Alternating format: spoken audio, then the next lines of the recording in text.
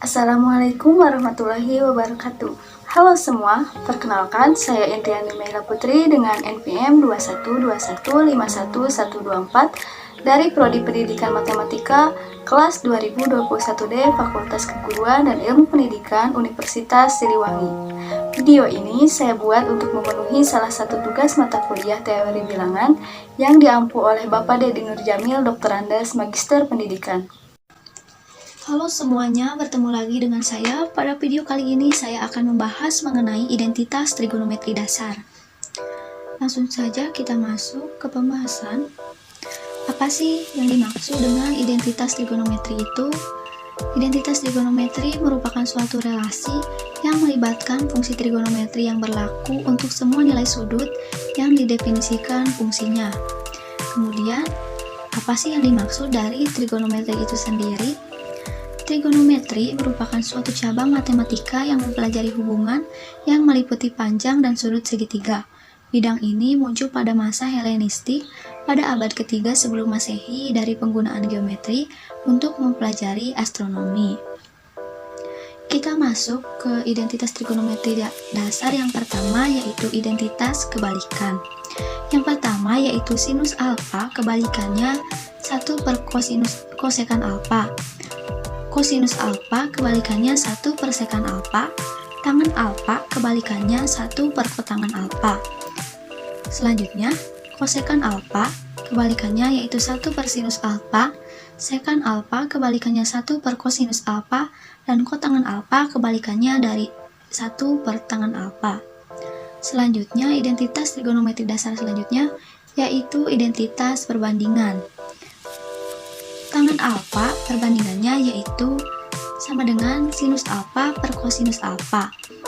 Kotangen alfa itu kebalikan dari tangen alfa, artinya kotangen alfa sama dengan 1 per tangen alfa. Artinya kotangen alfa perbandingannya kosinus alfa per sinus alfa.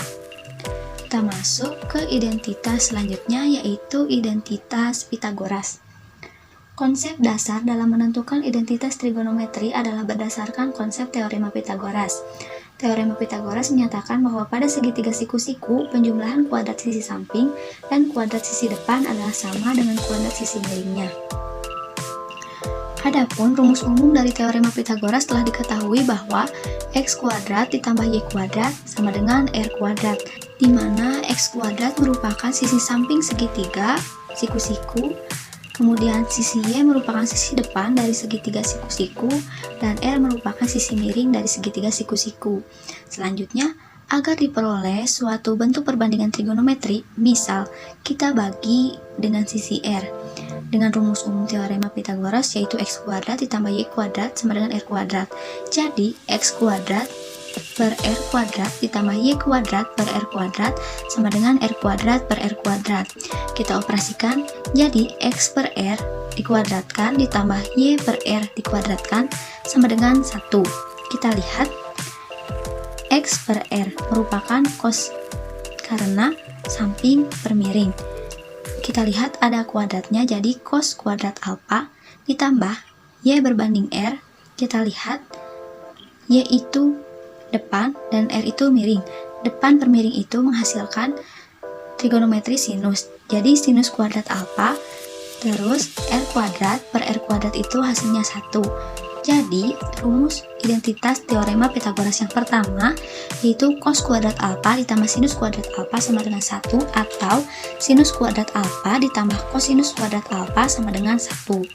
Kemudian kita mencari rumus identitas Pitagoras selanjutnya, yaitu dibagi dengan sisi x, di mana x kuadrat per x kuadrat ditambah y kuadrat per x kuadrat sama dengan r kuadrat per x kuadrat. X kuadrat per x kuadrat hasilnya itu 1, ditambah y per x dikuadratkan sama dengan r per x dikuadratkan. Kita lihat, y per x itu menghasilkan tangen kuadrat alfa dan r per x itu menghasilkan sekan kuadrat alfa. Jadi rumus identitas trigonometri yang kedua yaitu 1 ditambah tangen kuadrat alfa sama dengan sekan kuadrat alfa. Selanjutnya, rumus identitas Pitagoras selanjutnya yaitu kita bagi rumus umum teorema Pitagoras dengan sisi Y. Jadi, X kuadrat per Y kuadrat ditambah Y kuadrat per Y kuadrat sama dengan R kuadrat per Y kuadrat.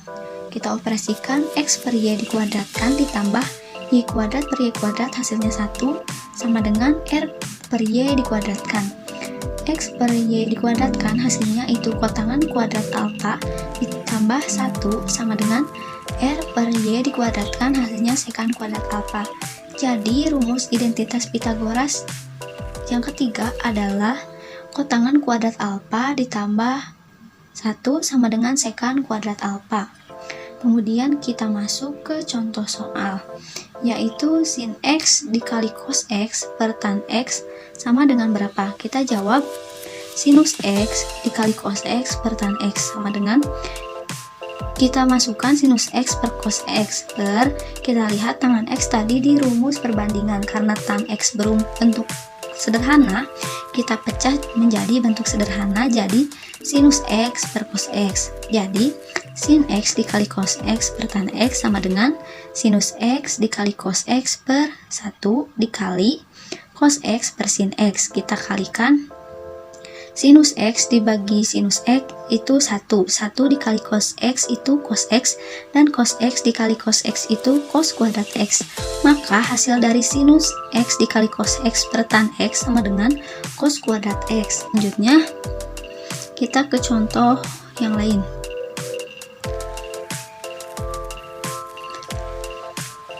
Buktikan bahwa persamaan identitas trigonometri adalah benar. Soalnya yaitu 1 dikurangi cos kuadrat alfa per 1 ditambah sin alfa sama dengan sin alfa. Artinya ruas kiri dan ruas kanan itu haruslah sama.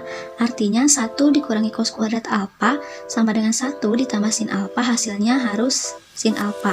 Kita buktikan ruas kirinya, jadi 1 dikurangi 1 per sin kuadrat alfa itu dari cos kuadrat alfa per 1 per ditambah sin alfa sama dengan 1 dikurangi, kita faktorkan 1 dikurangi sin kuadrat alfa, jadi 1 dikurangi sin alfa dalam kurung 1 ditambah sin alfa per 1 ditambah sin alfa. Tadi kan ada yang sama ya, yaitu sin 1 ditambah sin alfa dan 1 tambah sin alfa, kita operasikan hasilnya itu 1, jadi 1 dikali 1 dikurangi sin alfa, jadi 1 dikurangi dalam kurung 1 dikurangi sinus alfa. Kita keluarkan yang dalam kurung, jadi 1 dikali negatif itu negatif 1, negatif sinus alfa dikali negatif hasilnya positif sinus alfa. Kita operasikan 1 dikurangi 1 itu 0, habis, jadi tinggal sisa sin alfa. Jadi terbukti bahwa 1 dikurangi cos kuadrat alfa per 1 ditambah sinus alfa, hasilnya itu sin alfa. Baik, mungkin demikian pemaparan video saya kali ini.